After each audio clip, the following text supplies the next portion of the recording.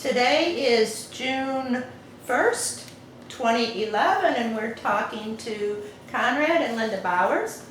And would each of you just tell us your full name? We'll start with you. Conrad Bowers. And Mary Linda Bowers. how long have you been married? Well, quick, honey. We're getting close to 50 in 1962, so 49 years. Well, let me ask you, we'll start with Conrad. Can you tell us when you were born, if you don't mind, and where? Not at all. I think I'm a very young 76-year-old individual. I still water ski on one. I just got my pilot's license a few years ago, so I feel young. But I was born in Ashley, Illinois in 1935. How far is that from here? Ashley is about 60 miles to the east. And then my family, when I was quite young, moved to the St. Louis area. That's Oh. near Nashville, right? It is. It really is. Yeah, If you know Jenny's mom is Nashville, from Radom, which is right over you have what now? there. Jenny's mom was from Radom. I have relatives out there. We might, have other connections, but I know exactly where Radom is. Well, you said you were very young. Does that mean did you go to school here? Yes, I did. I went in school in St. Louis, and then we moved to South County, and for all practical purposes, I grew up in South County. When you first moved to St. Louis, was it in the city? Yes. And then South County, my father had a truck farm in South County. People don't know what truck farms are anymore, but you probably know. That's what Bridgeton was all about. Yeah. Yes, we talked. Vegetables. Right, we talked to Jerry Hahn, and I believe he said his family also did that.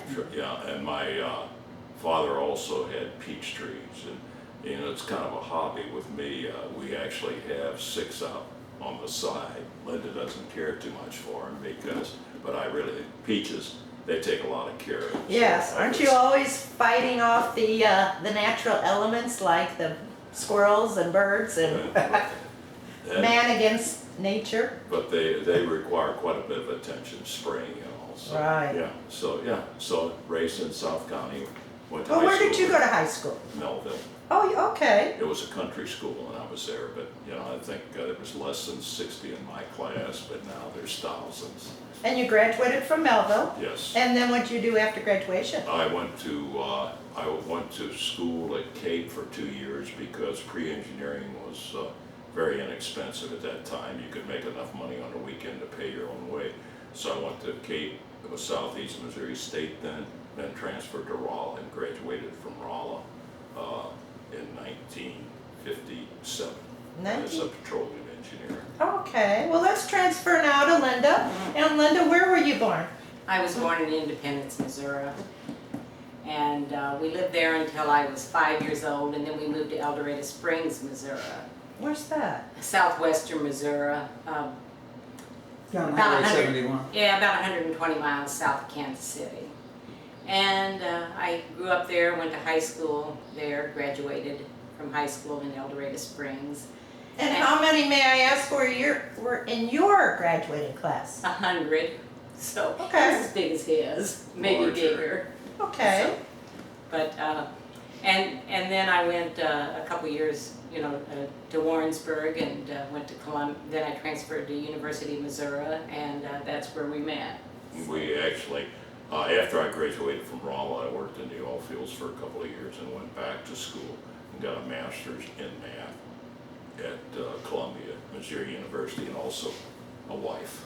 So you were both Tiger fans Big Tiger. and Mizzou alumni. Yes. Yeah, Yes. yeah. Oh, that's interesting. What year did you get married? 1962. Did you marry in Columbia? Yes. And let me ask you, I'm just trying to get the picture here. So both of your families are from different areas, and you got married in Columbia, so did all the families kind of like come together then in Columbia for the wedding? No, not really. We eloped. Oh, okay. Well, we didn't really elope, but it was a small wedding. Small, yeah. A small Yeah. wedding. In Okay. fact, my brother was the best man. Yeah. Your friend. Sandy, yeah, small. I mean, it It wasn't. was very small. I see. Now, and how long did you live in Columbia? Or how long were you there? We were there a couple of years. Took my time. I had a graduate assistantship and taught college math when I was there. So we moved from Columbia to what, in 64 to 63 to Wentzville. Were you working also then? No.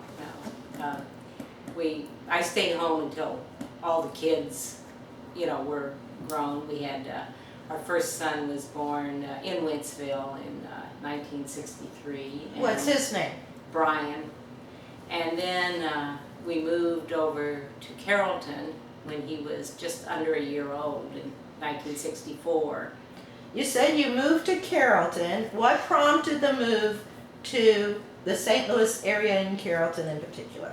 Okay, well, I accepted a job with it was the AEC plant out in Weldon Springs. It was operated by Lambert at that time.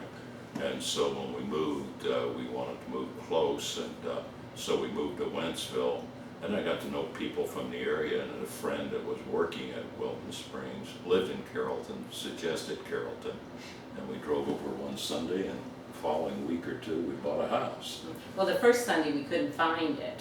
Yeah, So, it was kind of yeah. interesting. Well, we were kind of new to the area, but yes, that's true. And you had the one son at that time? Right.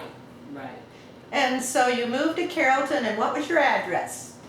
14, help me out. 14945 Parlor Drive. Parlier Drive. Uh-oh.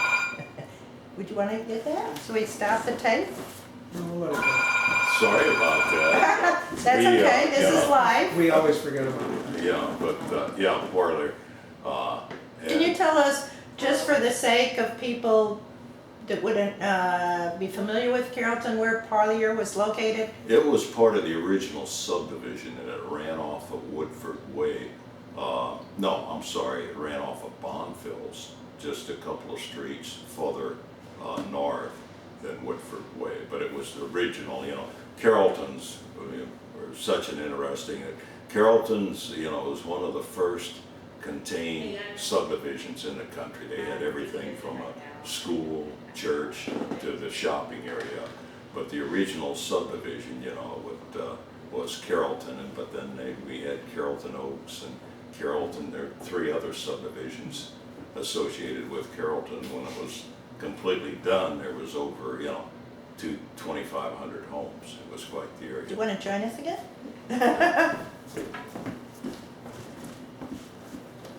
So how long did you live on? I thought it was called Parlier?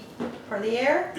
Some people, I Parlier. call it Parlier, but some people pronounce it Parlier. We always pronounced it Parlier. Parlier. But- So give us, just think for a minute, what it was like when you first moved over, and what year was that? 1964. 1964. Can you just kind of give us some of your impressions of what it was like, maybe what the families, neighbors were like? Well, it was, for a young family, it was just outstanding because, the Carrollton pool, the functions, I remember at that time, they had the fireworks even up where the Carrollton shopping center was. Who And sponsored those That was fireworks? the Carrollton Merchants Association.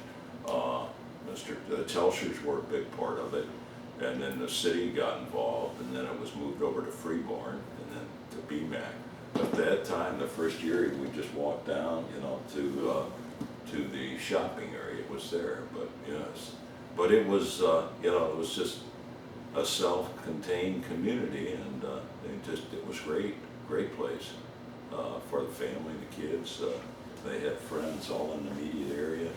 Well, how many children do you have altogether? We have 3. Okay, so so you have your son when you first moved in, and then when was your next one born? 66. They were all 3 years apart. So we were there until 69, and our daughter was born in 69, and when she was about 2 months old, we moved to Gist Road. And why did you decide to do that? 3 kids, small house. Oh, okay, all right. Did your house have a basement then? No. Did any of the houses have basements? Do you Very, think- very few of them. there was a couple in the area, but that was the exception. The older part of Carrollton, most of them were built on slabs. And they were still building houses in Carrollton when we bought that house on Parlier. They had moved over to Carrollton, Carrollton Oaks, they were just completing that, and then they were building homes over what they call Carrollton Estates, which was west of 270. What school did your children go to? Well, Brian went to Carrollton School, and I guess he was the only one that really went to school while we were there because, well, they were still building Carrollton Oaks when we moved in, but after they got it built, we found out that the houses behind us went to Carrollton Oaks and the houses on our street went to Carrollton School. So Brian went to kindergarten at Carrollton Oaks, and then we moved and they all went to Bridgeton School after that. Bridgeton School. Yeah, that was on Natural Bridge.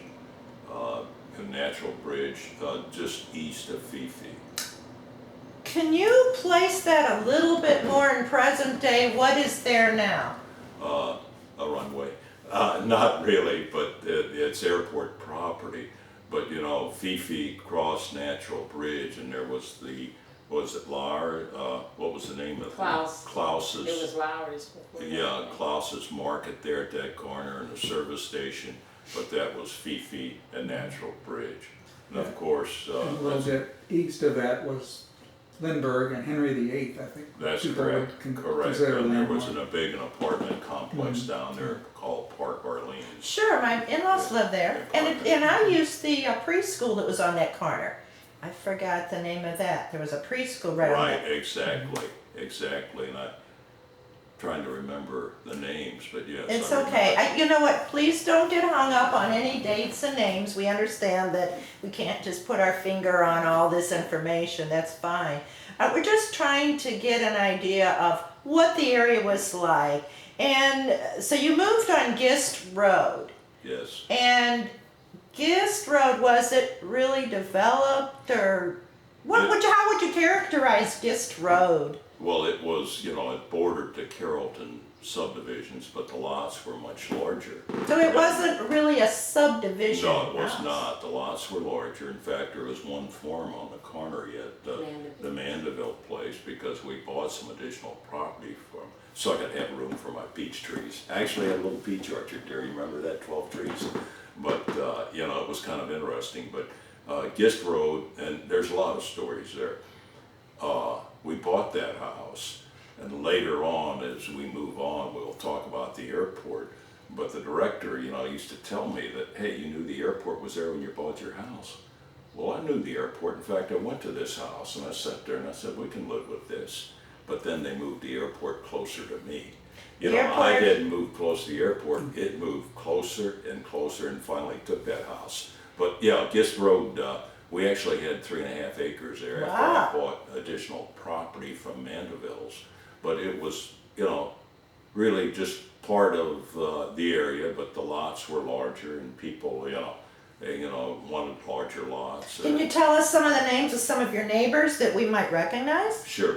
Skellingtons were directly across the street, and a large family. How many children? 10. 10, yeah, but so, you know, Skellington, there's a couple of them still in the area. And what was Helen and Robert, they live over in Boston's farm now. Oh, Heronstein. The Heronsteins, But it's I don't not know. Helen. It's Ellen? No. We'll think of it. Well, what about Mrs. Telsher? She was down the road. She was down the road. They also had a large home, and but she lived almost across from Hal Davies. Hal Davies was on the same side of the street, but perhaps not quite a half mile down. He was right at the intersection with Right across from Mrs. Telsher. Well, you said your children went to this Bridgeton school, which I don't think it's there anymore in 2011. Oh no, the Bridgeton School was one of the early properties purchased by the airport. Okay. So no, it was, and Klaus's Market, that whole corner, of course. Well, where did your children go to high school? Pattonville. Holman, Pattonville, and then Linda, of course, started teaching at Pattonville after all the kids. When did you start teaching? 1976. But she taught there for 30 years. And what did you teach? I taught art. Art. First I taught at Pattonville Heights and for 7 years, and then I taught at the high school until I retired. So total of 31 years. Wow. All for the Pattonville School All for District. Pattonville. And you Only were place at I ever worked, actually. you were at the building on the Rock Road, and then you No. moved. No, So because it was I, already moved. yes, it was already, the In high the school bottoms? was already up here, and the junior high that I taught at was the one over in Merriman Heights. So, but you didn't teach your own children. They were in school when you. They were in school, but they never took art classes. So. Is that what you majored in when you were in college? Yes, it was. Our middle son is actually an artist, but he never took any art classes. I think having a mother for an art teacher scared them all away from that. So. What kind of activities were your children involved in, and can you tell us, think back to maybe part-time jobs, such as, did they have part-time jobs maybe at Northwest Plaza, which really was coming into its own during that time? My oldest son, Brian, started off working for the city as he was a counselor one summer, and my second son, Bradley, was going to get a job as a court watcher down at BMAC, but then I ran for office. And so he had to give up that opportunity because, you know, in Bridgeton, elected officials, relatives cannot work for the city. Darn. And he did not, and my daughter actually worked as a lifeguard for Hazelwood. She couldn't work in Bridgeton. Well, she worked at Carrollton Pool one summer for. Oh, that's right, she did work as a lifeguard at Carrollton Pool. But what did Brad work at? He worked as a maintenance person that's up at right. Arlington Methodist Church, and Brian worked at McDonald's for years. Yeah. The McDonald's, they're on the corner of Natural Bridge, Right, right. which is still there Which right is now. Still there now. Been modernized a little bit since those days, but he worked there all the way through high school, and even in college he came back and worked there some. And it's kind of interesting because he went to Rolla. You know, the one son's an artist and the other's an engineer, but Brian went to Rolla and graduated from Rolla, but when he was there, he inquired about working at McDonald's part-time, and Brian said, well, he had experience, he worked there. It was Mary Lou was her name, and they told him in Rolla, anybody that ever worked for Mary Lou, you're in. You know, she was quite, you know, she was pretty well known. She was a hard one, I understand, but she really did an excellent job of keeping the kids doing the right things, doing working hard. But do you remember that, Mary Lou? Yeah, Mary Lou Lewis. Yeah. So, Well, let me ask you about your political career in Bridgeton. How did it start out? What did you start off doing? People don't just jump in the mayor's office without previous. And like all local government issues pop up, but I was always involved when the kids were growing up. I'm one of the few probably was a PTA president at the Bridgeton School, and also Carrollton Oaks. You know, I just kind of followed the kids, helped out where I could, and the kids were always involved in Scouts, so I was very active in the Cub Scouts, as well as Linda. You were den mother for years, and Scouts, but an issue came up on Gist Road revolving around a stop sign, okay? A stop sign, you said. And it would go up and come down in a capricious way, you know, depending on who was, and so I got fed up and I talked my neighbor into running. Which Great. was Tom who? Brooms. Tom Brooms. Yeah. Okay. Great friend, and he worked for Schnucks. That's right. Tom was, but at the last minute, Tom says, I can't do this. He backed out. He said, but I'll help you. And so I decided to run. And what position was this for? For a council person. Oh, okay. Ward 1. And I did serve on council then for 7 years. And in '87, decided to run for mayor. I thought I could help. And I ran for mayor, and again, a lot of excellent help. And was successful, ran against an incumbent, was successful. And I never thought I'd, you know, stay very long, you know, 8 years. In fact, my campaign chairperson, tremendous guy, he was at Ozark for years, vice president, Don Beckman lived in the area. And Don says, look, I'm going to help you. And if you win and decide to run again, I'm going to help you again. But if you run for that third term, I'm going to be on the other side. I'm for term limits. Oh, But he not only helped me, he was my campaign manager again the third time. People forget the airport was a big ongoing controversy at that time. You know, they started off with the F4 plan and finally realized you can't build one airport on another airport. They withdrew that. And every time, you know, the mayor's race would come up, something was going on.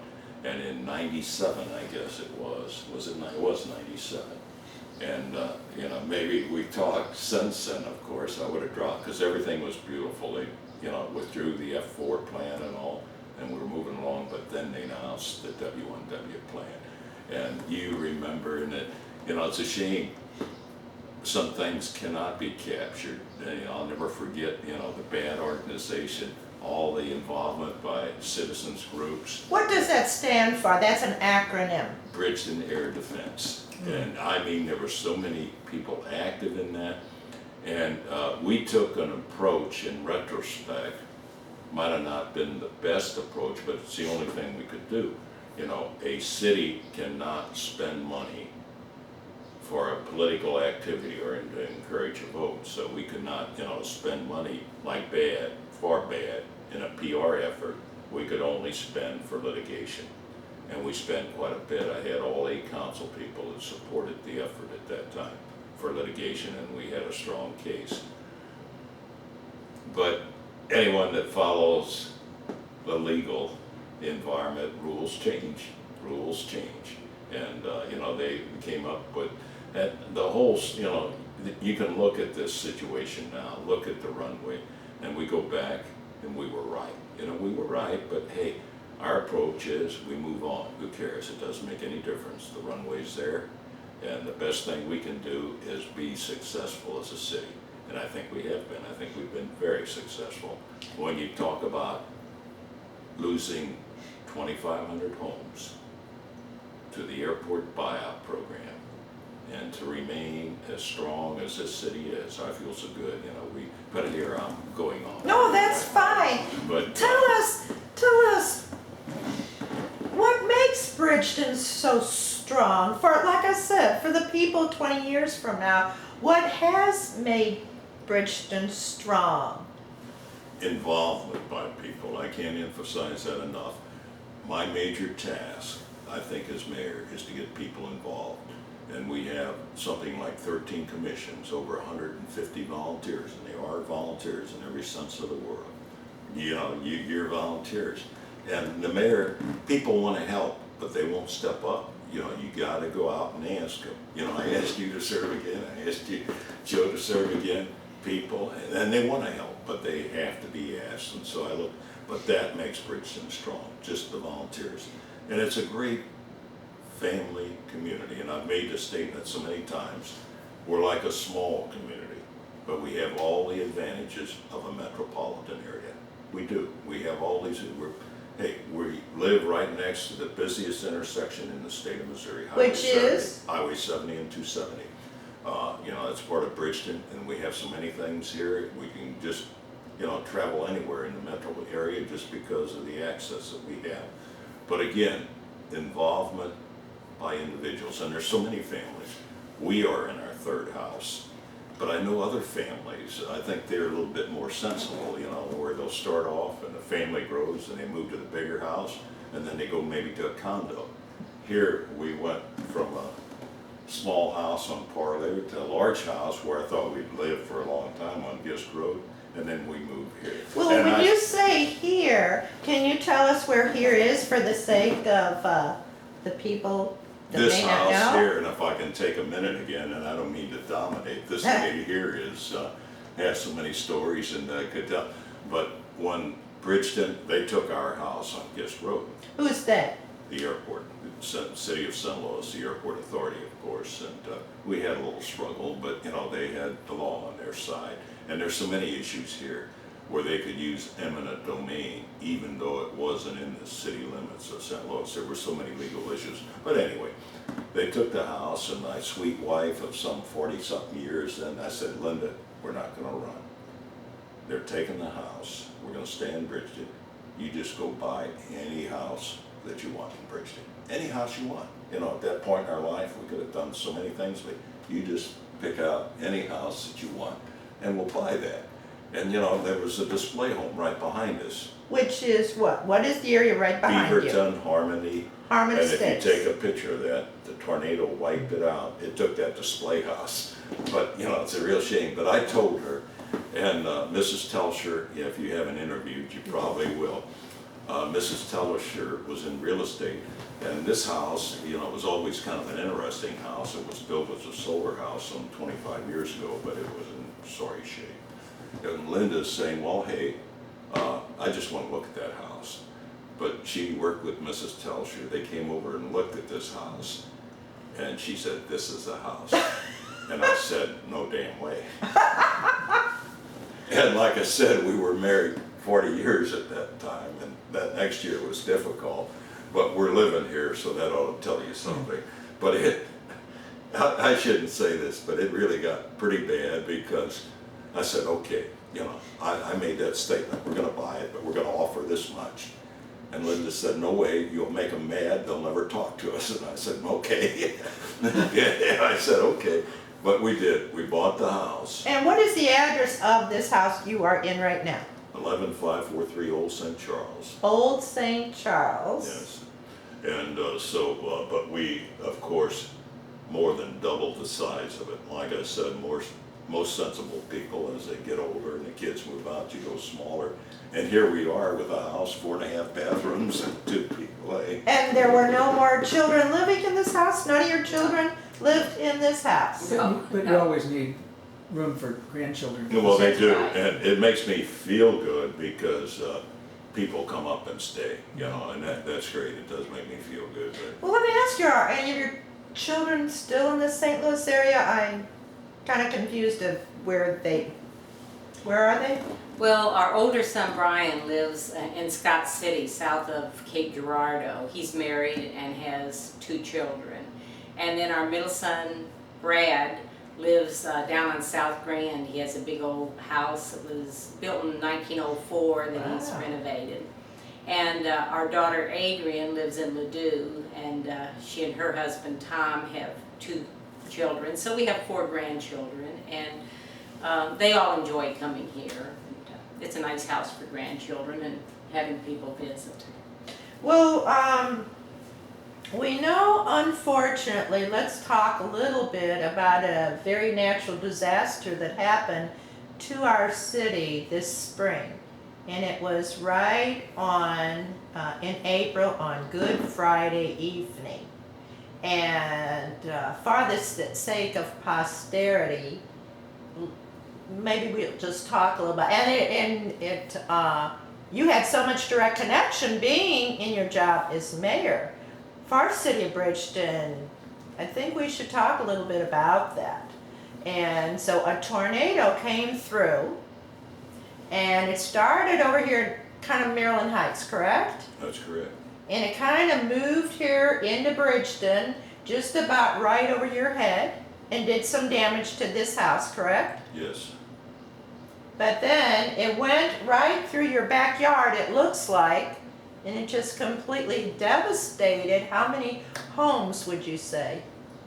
In this immediate area, about 15, but there was over 500 structures in Bridgeton damaged, severely damaged, but 40 of them, you know, leveled or became completely uninhabitable. But And where were you during this time? we were at the Lake of the Ozarks. We have a place there, and the family kind of gathers over Easter. We have family coming from Kansas City and all, and it's just a nice place to celebrate Easter. So you were out of town. Yes. Were you aware that a storm was coming to Bridgeton? Not at all. You were busy with Yeah. other things, okay. But as quick as it hit, and you know, it was 30 seconds, and the chief of police, Don Hood, called me, of course. And so we started back, and so we got back after. What did he tell you? What was his What was his statement to you? Well, Mayor, the tornado just hit the city. I didn't initiate a code 1000. This is where you get all the people. I'm on my way to the police station, and I'll call you when I know more, and I'll look at your house on the way by. Because he knew that Yeah, your well, house, Well, he travels this way. You know, he had to go. He lives just down the road off of Old St. Charles, so Okay. it wasn't out of the way. But he called me about 30 minutes later, and he said, I'm still trying to get to the government center, you know. Can't say enough about the employees, because the police department, they were out in force already. You know, the first thing is to count for people. But wires were down, and like I've indicated, the police are very good, but they don't carry chainsaws in their car. They got so much other equipment. why would they need chainsaws at this time? The road, the streets were completely blocked with trees, and I mean, Public Works, they were out there clearing the streets, clearing a path for police cars. However, you know, there were wires that were down. It was a very hazardous situation. And but we started back immediately, and we got back after midnight, and we had to circle around just to get into the area. It was dark, of course, and terrible feeling, because these are all friends out here, of course. You know, we almost had a home in that area, but we have a lot next door, which is a part of that subdivision, so we're members of this little Of group. Harmon Estates we're referring to. Yes, yeah, Harmon, and so, but again, you know, just a miracle, you know, for grace of God, whatever. Nobody seriously injured, That's no amazing, fatality. isn't You know, I think about it in light of what happened in other areas, Joplin. But the time of day had a lot to do with it. Where there it was rush hour, here it was 8 in the evening. But there's so many coincidences, and let me share a couple. Well, first let's define Joplin. When you say Joplin, what are you Joplin. talking about? Joplin, Missouri was just devastated by a tornado. The same thing, a Yeah. tornado, But- another tornado. But it wiped out the city. It just, so many fatalities, it's so sad. So, you know, sad, but again, just for the grace of God, no one here seriously injured even. And again, just circumstances, like the family directly behind us, we're visiting relatives in Dallas. The family next to them, where the house is completely gone, they were all out for dinner. And someone you know, Al Stoll, this is so interesting. Alf goes to play cards at a location at a church on Friday nights, and sometimes his wife Barb would accompany him, but that night she said, no, Alf, I'm gonna stay up here in the room and read. You know, I'm just gonna sit here.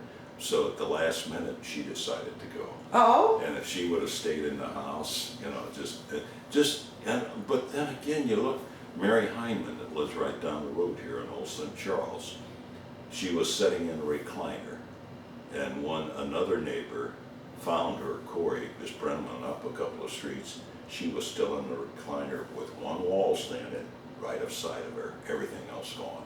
But she was fine. But she was fine. she just was able to withstand all that Well, and she was just in a rocker. in her recliner. Yeah, and people were saying, well, hey, this went on for 5 minutes, but in reality, 30 seconds and it was over. So, yeah, that was a couple of rocks, I guess, on the Yeah. recliner. But, you know, when you think, you know, the time, you gotta run to the basement, but if you, Do you have a Delay. basement here in this house? oh, yes, yes. Do all the houses here in Bridgeton have basements? Behind us, they do, but even that, David's house, Dave Koenig, he has an had an all glass back, which, you know, 3 stories, the upstairs, living area, and the basement. And if they would have ran to the basement, the shards of glass would have got them. Oh my. They went into a bathroom on the first floor, and that bathroom was untouched. But there's so many stories like that. It just, you know, we are so fortunate, you know. So you came back at midnight and your house was fairly well intact with some damage, correct? Windows are out, they were out and back, and we had to board up this window, and garage doors were laying all over. But yes, the house. Was your power on? No, there was no power. We were out for, 5 days? No, there was no power in the area. Did you stay somewhere else during that time then? No, we stayed. Ought to show you, you know what a kerosene lamp is. We have them as antiques, but they come in handy. You put them into use? You bet. She grew up reading by kerosene lamp. So it was kind of like you were camping out in your own home. Yeah, Right. but yes, so, yeah. So now during this time, I personally did see you on TV, you know, with your hard hat in areas and being interviewed on TV. So during this time, what was it like? Was it constantly trying to coordinate with different agencies? Okay, and again, this is key because it's important in the city. People really have to be careful when they choose leadership because I am fortunate. The people, most of the individuals working for the city, I really, had a hand in how we have outstanding staff, and it's really demonstrated in times like this. I mean, the police department, public works, parks, and there's a lot of stories how they pitched in that night. And they don't all live in Bridgeton, do No, they? and it's more of a job. It's a career for them, but they like their job. But where I started with this here, in our city, by charter, if the governor declares a natural disaster, the mayor can also do it. And with a proclamation, the mayor becomes, quite powerful in terms of his options. I didn't have to call council in and debate where to get more money to do this or that. I could just do it, and we did it. We made the decision early because it was the right thing to do. We're gonna clean up. We're gonna get going immediately. If people get the limbs, trees to the street, debris, we're gonna pick up immediately. Got 20 more. We had as many as 30 dumpsters out there. And we made something like, in the first week, something like 270 trips, dumpster trips to the landfill, just to pick up debris. We hauled over 2,500 truckloads of limbs to a central site that will be chipping them later. And we did all this, and we had the police department on 12-hour shifts, around the clock. We had all that lights set up, and we could do that because we had the resources, and again, it was the right thing to do. And we were out, kind of hanging out there for $2.5 million, but FEMA is coming through. The trouble with FEMA, I shouldn't say the trouble, but with any federal organization, if you want reimbursement, if you're gonna get money, you have to justify it. You have to have records. So, and I feel kind of bad for other communities, they need help. But if you're waiting for the money from FEMA, you can't do it, you gotta wait. Here, we could jump in, and I chose to do it, and we're gonna and it helps other communities in a way, because, we got a lot of offers from other communities wanting to help, we'll send trucks, we'll do that.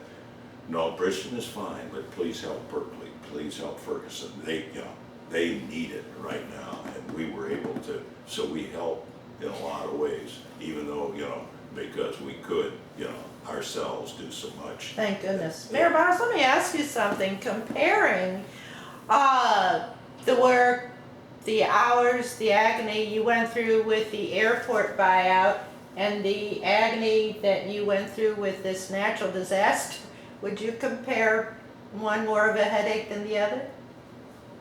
I mean, I guess it's kind of a silly question, but I mean, considering you were so involved in both respects in the city, were you more worn out with one than the other? But that's kind of easy, really, because the airport controversy was just that. Even though most people in Bridgeton were overwhelmingly in support of the position the city took. Hey, we don't think W1W is good for the area, and even though history proves this right, but we don't think it's good, but we didn't have 100% of the individuals behind it. In fact, people would come up, how come you're preventing me from selling my house to the airport? Oh, hey, I'm not. But anyway, there was controversy. Here, there's none. Everybody wanted to help. Everybody wanted to help, even though in areas, so many funny things happen. I actually had a call from someone in a neighboring community all upset because Old St. Charles was closed. You had to have a permit to get in. Well, that's a thoroughfare. I have to take that every day to get over to Lambert. A tornado was 2 weeks ago. Open up that street. You know, sometimes people have, but They had their own agenda. but they didn't know. You know, in their defense, anyone driving that could drive down Old St. Charles right after the tornado, in fact, for a couple of weeks after the tornado, would understand. We had dumpsters, you know, all up and down the side. Only one car could get through, and there were still trees that were pushed to the side. But anybody that, you know, and even this person, if they would have actually known the condition, I'm sure. There were a lot of flat tires Yes, on account of it. yes. We were running out of them for the police Yeah, department. I heard that. You heard that. And it is because they don't have time to, you know, get out and, you know, and they're not looking, they're there to help. So, yeah, we actually, I think we had, you know, about 12 tires in one day that, you know, flats on police cars. It's not some place you want to be a Yeah. passer through or Yeah, a tourist. right. No, but I feel so good about the volunteers. You know, the first day, Saturday, I got a call from the mayor of Sunset Hills. Now, I never met this man. Sunset Hills, of course, is a community in South County. And they went through a tornado at the end of the year, last year. And he called me and he told me about this organization, Service International. And as a result, we partnered with Service International. Again, we could not step onto private property, meaning we, the city, to spend city funds. We just, you know, that's, you know, no, you can't use city funds for private purposes. That's, you know, universal. But this organization, Service International, they did so much they had 1,100 volunteers one day even. They went, you know, through the week, but the first weekend they had 1,100 volunteers show up. They were able, you know, to help so much just getting debris and trees, limbs, and they actually brought in bobcats and moving stuff to the curb. But if it's Where did these curb, 1,100 people come from? all over, you know, my administrator's wife was one of them. I was quite surprised.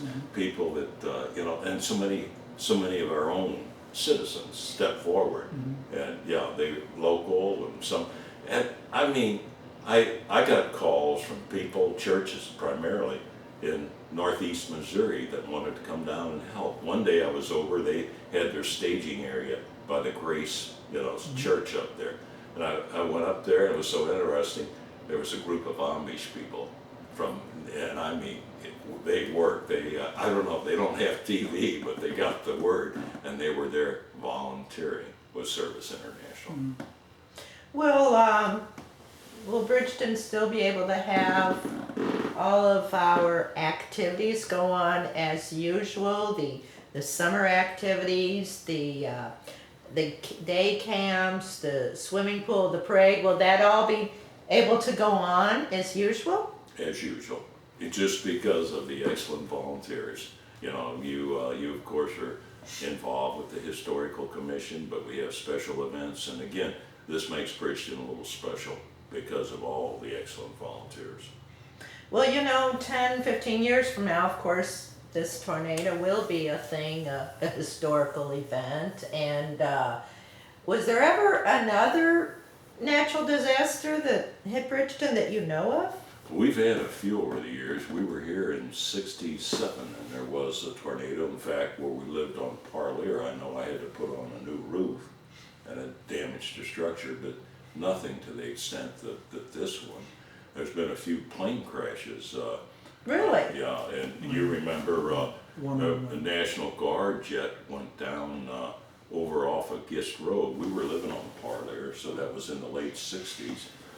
There was a DC-3, and you remember that Jet one. fuel in it. Yeah, they somehow they gassed this plane up with jet fuel instead of aviation fuel, and those prop planes just don't do too well on jet fuel. But it came down just next to Highway 70. Yeah, right. Right? I think that was fairly recently, wasn't it? That one happened. I think I kind of remember that. Yeah, it was in the 80s, I think. Oh, really? We talked to Joe about that because he was on the scene. Joe, Campbell, Oh, okay. Help me out. Campbell. yeah, Joe Campbell, that's right, Joe Campbell. Yeah. Well, let's get back to Linda for a minute. Linda, you said that you retired from your job as an art teacher at Pattonville High School. Now, Pattonville High School isn't exactly in Bridgeton, is it? No, it's actually in Maryland Heights, but it's the public school that all of the students that go to public school in Bridgeton would go to Pattonville High School. At one time, some of them went to Hazelwood. But they would have been in the Carrollton areas Yeah, once Carrollton, that's right. that were bought out by the airport. So I would say currently, all public school students in Bridgeton attend Pattonville schools. And that has plenty of historical precedent, right? I Right. mean, the original Pattonville High School was in Bridgeton. Yes, and actually, like now that's Holman Middle School, which actually, although it has a St. Anne address, actually is located in Bridgeton. So, I want to ask you, stepping back a few years, we were talking to Hal Davies last week and was asking him about when Northwest Plaza was being built and the fact that Bridgeton owned and probably still does a strip of land where Northwest Plaza is, but St. Anne owns the majority. Okay. And do you feel, or how did you feel maybe when in your first years in the political arena that maybe Bridgeton should have tried to gain more of Northwest Plaza? Well, that decision was made long ago, and of course, Northwest Plaza, we just moved into the area when it would open in '63. Okay. And I I don't was think it there, opened that early. you know, maybe, but I was there for the second grand opening and all. But Northwest Plaza, you're correct, the outlots are in Bridgeton. And, yeah, if you look at it, it'll no longer be a retail center, those times are gone. Presently, it is not the moneymaker that it once was. No, and it will not. People do other things now, different concepts, but the malls, we can see it happening around the area. A couple of them are quite successful, but people, get different habits for shopping. And so Northwest Plaza, St. Anne is a neighbor, and I'm concerned about it. I am really concerned, but it'll never be a retail center. They need to look at other uses, office, medical, whatever. But yeah. So. What about Earth City? I live in Joe. Both of us live very close to Earth City. Why didn't Bridgeton annex Earth City at once? That was just basically what, swampland? Okay, and Bridgeton did have a vote at one time, and the county fought it for whatever reasons. And so it is in unincorporated Sunless County, but it would not be a big plus for Bridgeton, okay? Because so many areas like that, we live on the sales tax, they don't generate the sales tax, most of it is commercial, warehouses, et cetera, et cetera. And an area like this, that if it was part of the city, we'd take care of it. But so many times, the services that you provide may well exceed the revenue that you get from areas like this. But yeah, that was kind of interesting. So yeah, it is unincorporated, but the size of Bridgeton, we're still, a large area in terms of, the acreage and all, 17 square miles, but we have limited areas that are suitable for residential housing. There's many acres out on the bottom that it's still farm. Bridgeton is so interesting because we have commercial, we have manufacturing, we have residential, and we have farms. Yeah, and the bottom's out there, a big part of Bridgeton yet. So, yeah, we are, we have quite a diversity making up the city. We have a diversity of churches as well. Now, are you church members in a church here in Bridgeton? We are. We, shortly after we moved, well, maybe it was a year or two, we became members of Arlington. And we, it's kind of And where's Arlington located? called Arlington Methodist Church. It's on McKelvey. And Arlington Methodist, we, one of the oldest continuous members now, I guess, because they're gonna celebrate 50 years at this location later in the year. Well, later that's this year. exciting. And so we've been there, what, 40, Probably Four- joined in '66 maybe. okay, so we've been there for quite a few years, so, at Arlington. How many churches do you think we have in Bridgeton? Do you have any idea?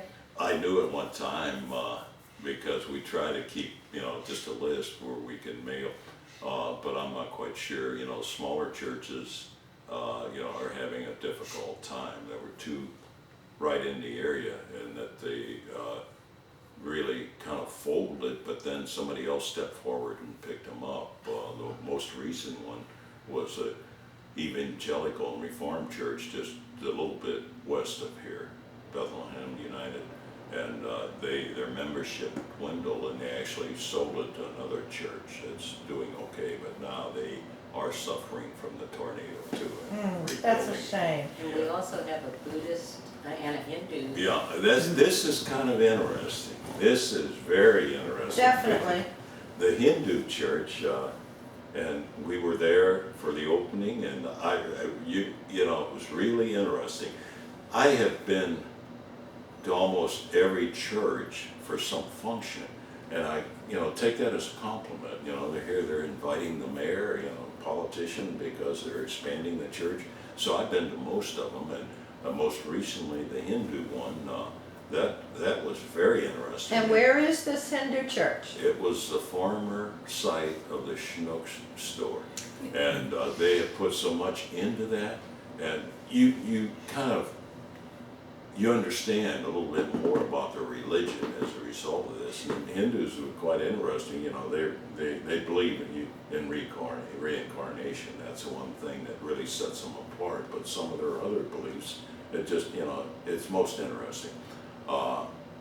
They are a very peaceful group, Is there a big population in Bridgeton, do you think? Or are they kind of coming from many different areas to this church? Many different. Okay. Many different areas. And another church that we were able to attend a function that they sponsored is the Buddhist church on, it was formerly, I don't remember what it was, but the Buddhists have established a location there and making a center out of it, but it's right over here on Smiley Road. Oh, really? Yeah, so again, all religions, when you start looking at them, they have a lot of strength, and they almost, they all have real, great values, and just pursue things in a different way. But the Buddhists, and so Linda was able to accompany me in both of these.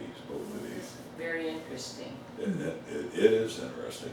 Well, now the Hindu temple is right actually next to the new government center, right? That's On correct. Natural Bridge. That's correct. And our new government center opened last year, was it, in 2010? At the end of the year, we moved into it during December. And now you're fully up and operational now that it's the beginning of June 2011? Yes. I haven't had a chance to see it, I'm still waiting for the tour. Stop in, I'll I give you know. a tour. It's an outstanding facility. And of course, it was part of the airport settlement.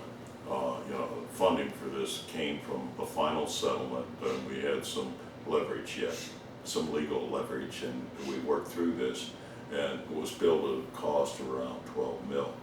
And most of that, of course, was funds from the airport. And then we got other property in exchange in this final settlement where we had to give up parks that were close to the airport. We also picked up land from the airport and land directly behind the Carrollton condos and the government center. In fact, that's where all the limbs are going at this point. We'll have a giant chipping operation in the future. We just have a few minutes left, and I'd just like to ask you to close your eyes for a minute or just to mentally think back upon when you were in the middle of raising your 3 children on Gist Road, and you talked a little bit earlier about you felt it was a great place for a young family. Do you think, contrasting, it's still a great place for a young family? Very much so, because there's so much to offer. You know, the park system is unequal, and it is, you know, the school district is outstanding. And so, yes, I believe that, you know, in fact, the city, I think we really need to work on, and we are doing some things where we attract families. You know, it's a very family-oriented community, and, you know, that's some of the things we're working on right now. But I would be remiss if I didn't mention how much help this lady has been.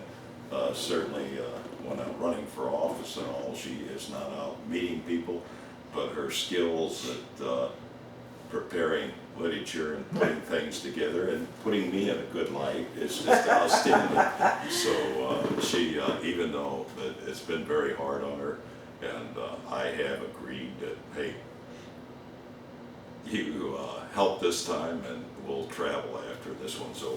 We'll never, you know, try to seek office. In fact, I put it in writing.